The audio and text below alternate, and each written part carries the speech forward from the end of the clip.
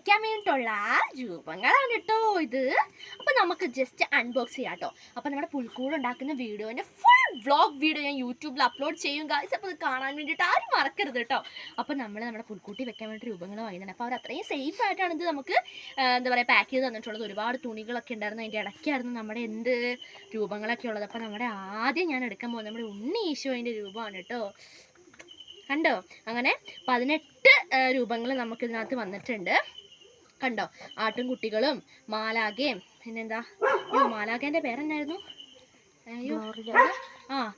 യഹൂദയായിലെ ഒരു ഗ്രാമത്തിൽ, ആ പാട്ട് നിങ്ങൾക്ക് അറിയില്ലേ? അപ്പോൾ ഗ്ലോറിയൻ്റെ ഒക്കെ അപ്പോൾ ഇതാട്ടോ ഗ്ലോറി. ഇതാണ് രാപ്പാത്തിരുന്നു രജപാലകർ ദേവനാദം കേട്ടു.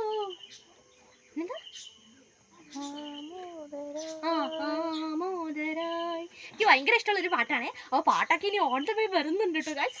അപ്പോൾ ഞാനെന്നാൽ നമ്മുടെ പുൽക്കൂട് സെറ്റാക്കിട്ടോ. പുൽക്കൂട് സെറ്റാക്കാൻ വേണ്ടി ഓൺ ദ വേ വരുന്നുണ്ട്.